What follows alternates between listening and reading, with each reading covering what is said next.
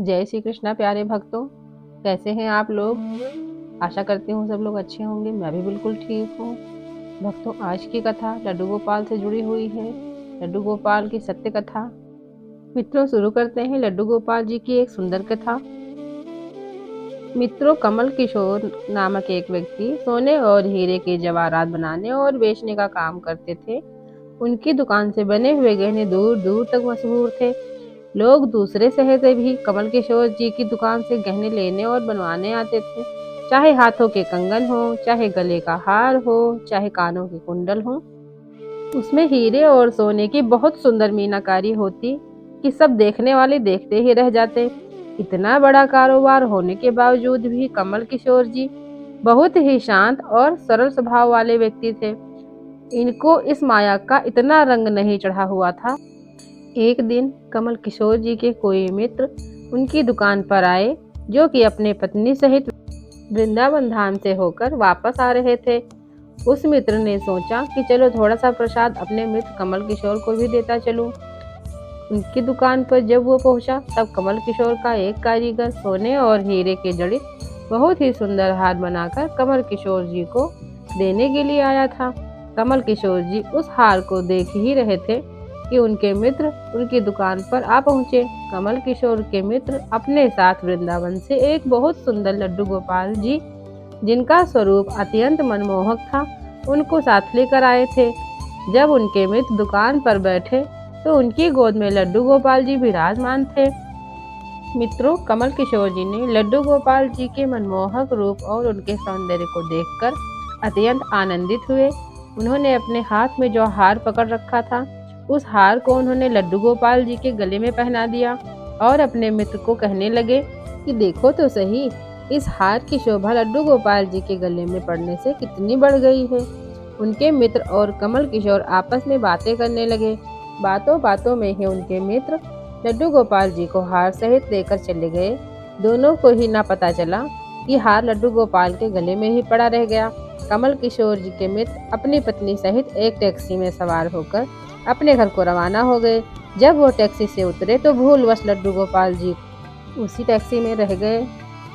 Taxi वाला एक गरीब आदमी था, जिसका नाम बाबू था, जो कि दूसरे शहर में यहाँ अपने परिवार का पालन पोषण करने के लिए टैक्सी चलाता था और वो टैक्सी लेकर काफ़ी आगे निकल चुका था।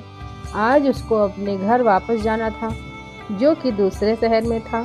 जब टैक्सी लेकर बाबू अपने घर पहुंचा तो उसने जब अपनी टैक्सी की पिछली सीट पर देखा तो उसका ध्यान लड्डू गोपाल जी पर पड़ा, जो कि बड़े शाही तरीके से पिछली सीट पर गले में हार धारण करके सुंदर सी पोशाक पहनकर हाथ में बांसुरी पकड़े हुए पसर कर बैठे हुए थे। बाबू यह देखकर एकदम से घबरा गया कि यह लड्डू गोपाल जी किसके हैं। लेकिन अब वो दूसरे शहर से अपने शहर जा चुका था, जो कि काफ़ी दूर था, और वो सवारी का घर भी नहीं जानता था। वो तो दुविधा में पड़ गया कि वो क्या करे। लेकिन फिर उसने बड़ी श्रद्धा से हाथ धोकर लड्डू गोपाल जी को उठाया और अपने घर के अंदर ले गया। जैसे ही उसने घर के अंदर प्रवेश किया, उसकी पत्नी ने उसके हाथ में पकड़े लड्डू गोपाल जी को जब देखा तो इतने सुंदर स्वरूप वाले लड्डू गोपाल जी को देखकर उसकी पत्नी ने झट से लड्डू गोपाल जी को अपने पति के हाथों से ले लिया। मित्रों, टैक्सी ड्राइवर की पत्नी, जिसके शादी को 8 साल हो चुके थे, उसके अभी तक कोई संतान नहीं थी। लेकिन गोपाल जी को हाथ में लेते ही उसका वात्सल्य भाव जाग उठा।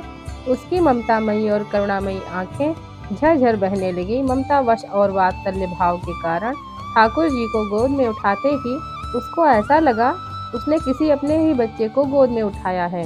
उसके स्तनों से अपने आप दूध निकलने लगा। अपनी ऐसी दशा देखकर बाबू की पत्नी मालती बहुत हैरान हुई। उसने कसकर गोपाल जी को अपने सीने से लगा लिया और आंखों में आंसू बहाती और बोलने लगी, अरे बाबू, तुम नहीं जानते कि आज तुम मेरे लिए कितना अमूल्य रत्न लाए हो। बाबू कुछ समझ नहीं पा रहा था कि पत्नी को अचानक से क्या हो गया। लेकिन उसकी पत्नी तो जैसे बावरी सी हो गई हो। वो गोपाल जी को जल्दी जल्दी अंदर ले गई और उससे बातें करने लगी। अरे लाला, इतनी दूर से आए हो, तुम्हें भूख लगी होगी। और उसने जल्दी जल्दी मध और घी से बनी चूरी बनाकर और गर्म दूध करके ठाकुर जी को भोग लगाया। और उधर कमल किशोर ने जब अपनी दुकान पर हार को ना देखा तो उसको याद आया कि हार तो ठाकुर जी के गले में ही रह गया। तो उसने अपने मित्र को संदेश भेजा।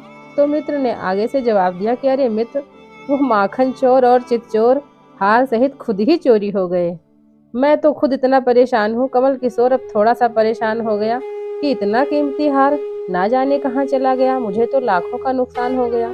लेकिन फिर भी अपने सरल स्वभाव के कारण उसने अपने मित्र को कुछ नहीं कहा और उसने अपने मन में सोचा कि कोई बात नहीं, मेरा हार तो ठाकुर जी के ही अंग लगा है। अगर मेरी भावना सच्ची है तो ठाकुर जी उसको पहने रखे हैं। और उधर बाबू और उसकी पत्नी मालती दिन रात ठाकुर जी की सेवा करते। अब तो मालती और बाबू को लड्डू गोपाल जी अपने बेटे जैसे ही लगने लगे। लड्डू गोपाल जी की कृपा से अब मालती के घर एक बहुत ही सुंदर बेटी ने जन्म लिया। इन सब बातों का श्रेय वो लड्डू गोपाल जी को देते कि ये हमारा बेटा है और अब हमारी बेटी हुई है।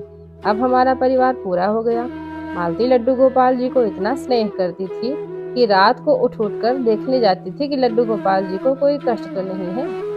ऐसे ही एक दिन कमल किशोर जी को व्यापार के सिलसिले में दूसरे शहर आना पड़ा जहां बाबू रहता था। लेकिन दुर्भाग्यवश जब वो उस शहर में पहुंचा तो अचानक से इतनी बारिश शुरू हो गई कि कमल किशोर को जहां पहुंचना था वहां पहुंच ना सका।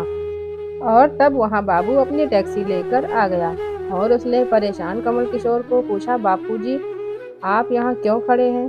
तो बारिश तो रुकने वाली नहीं और सारे शहर में पानी भरा हुआ है। आप अपनी मंजिल तक ना पहुँच पाओगे और ना ही कहीं और रुक पाओगे। मेरा घर पास ही है। अगर आप चाहो तो मेरे घर आ सकते हो। कमल किशोर, जिसके पास सोने और हीरे के काफी गहने थे, वह अनजान टैक्सी वाले के साथ जाने के लिए थोड़ा सा घबरा रहे थे। लेकिन उसके पास और कोई चारा भी नहीं था और वो बाबू के घर उसके साथ टैक्सी में बैठकर चल दिए। घर पहुंचते ही बाबू ने मालती को आवाज दी कि आज हमारे घर मेहमान आए हैं, उनके लिए खाना बनाओ। कमल किशोर ने देखा कि बाबू का घर एक बहुत छोटा सा है लेकिन व्यवस्थित ढंग से सजा हुआ है। घर में अजीब तरह के इत्र की खुशबू आ रही थी जो कि उसके हृदय को आनंदित कर रही थी। जब मालती ने उनको भोजन परोसा तो कमल किशोर को उसमें अमृत जैसा स्वाद आया और उनका ध्यान बार बार उस दिशा की तरफ जा रहा था जहाँ पर ठाकुर जी विराजमान थे। वहां से उसको एक अजीब तरह का प्रकाश नजर आ रहा था। तो हार कर कमल किशोर जी ने बाबू से पूछा कि अगर आपको कोई ऐतराज ना हो तो क्या आप बता सकते हैं कि उस दिशा में क्या रखा है? मेरा ध्यान उसकी तरफ आकर्षित हो रहा है। तो बाबू और मालती ने एक दूसरे की तरफ मुस्कुराते हुए कहा कि वहां पर तो हमारे घर के सबसे अहम सदस्य लड्डू गोपाल जी विराजमान हैं। तो कमल किशोर जी ने कहा, क्या मैं उनके दर्शन कर सकता हूँ? तो मालती उनको उस कोने में ले गई जहाँ पर लड्डू गोपाल जी विराजमान थे। कमल किशोर जी ने लड्डू गोपाल जी को और उनके गले में पड़े हार को देखकर एकदम से हैरान हो गए और कहने लगे, यह तो वही लड्डू गोपाल जी हैं और ये वही हार है जो मैंने अपने मित्र के लड्डू गोपाल जी को पहनाया था। कमल किशोर ने बड़ी विनम्रता से पूछा कि यह गोपाल जी तुम कहाँ से लाए? बाबू, जिसके मन में कोई छल कपट नहीं था, उसने कमल किशोर जी को सारी बात बता दी कि कैसे उसको सौभाग्य से गोपाल जी मिले और उनके हमारे घर आने से हमारा दुर्भाग्य सौभाग्य में बदल गया। तो कमल किशोर जी ने कहा, क्या तुम जानते हो कि जो हार ठाकुर जी के गले में पड़ा है उसकी कीमत क्या है? तो बाबू और मालती ने बड़ी विनम्रता से हाथ जोड़कर कहा कि जो चीज हमारे लड्डू गोपाल जी के अंग पर लग गई है हम उसका मूल्य नहीं जानना चाहते हैं और हमारे लाला के सामने किसी चीज किसी हार का कोई मोल नहीं है। तो कमल किशोर जी एकदम से चुप हो गए और उन्होंने मन में सोचा कि चलो अच्छा है, मेरा हार ठाकुर जी ने अपने अंग लगाया हुआ है। अगले दिन जब वो चलने को तैयार हुए और बाबू उनको टैक्सी में लेकर उनकी मंजिल तक पहुंचाने ले गए, फिर कमल किशोर टैक्सी से उतरे और जाने लगे। तभी बाबू ने उनको आवाज लगाई कि जरा रुको, यह आपका कोई सामान हमारी टैक्सी में रह गया है। लेकिन कमल किशोर ने कहा, मैंने तो वहाँ कुछ नहीं रखा। लेकिन बाबू ने कहा कि यह बैग तो आपका ही है। जब कमल किशोर ने उसको खोलकर देखा तो उसमें बहुत सारे पैसे थे। कमल किशोर एकदम से हक्का बक्का रह गए। ये तो इतने पैसे हैं जितनी की उस हार की कीमत है। उसकी आंखों में आंसू आ गए। जब तक मैंने निश्चल भाव से ठाकुर जी को वो हार धारण करवाया हुआ था तब तक उन्होंने पहने रखा था। मैंने उनको पैसों का सुनाया तो उन्होंने मेरा अभिमान तोड़ने के लिए मुझे पैसे दे दिए। वो ठाकुर जी से क्षमा मांगने लगा, लेकिन अब हो भी क्या सकता था। इसलिए हमारे अंदर ऐसे भाव होने चाहिए कि उसमें अहंकार ना होकर विनम्रता होनी चाहिए, और ठाकुर जी जैसा चाहते हैं वैसा ही होता है। हम तो निमित्त मात्र हैं। कौन ठाकुर जी को वृंदावन से लाया और किसके घर आकर वो विराजमान हुए, यह सब ठाकुर जी की लीला है। जिसके घर रहना है, जिसके घर सेवा लेनी है, यह सभी जानते हैं। हम लोग तो निमित्त मात्र हैं, बस हमारे भाव शुद्ध होने चाहिए। और ठाकुर जी तो बड़े बड़े पकवान नहीं, बल्कि भाव से खिलाई हुई छोटी से छोटी चीज को भी ग्रहण कर लेते हैं। बोलो लड्डू गोपाल जी की जय। जय जय श्री राधे। मित्रों, लड्डू गोपाल जी की ये सत्य घटना आपको कैसी लगी, हमें कमेंट बॉक्स में जरूर बताएं। ऐसी ही और जानकारी प्राप्त करने के लिए मेरे चैनल को सब्सक्राइब करें। वीडियो अच्छी लगी हो तो वीडियो को लाइक करें। धन्यवाद। जय श्री कृष्णा।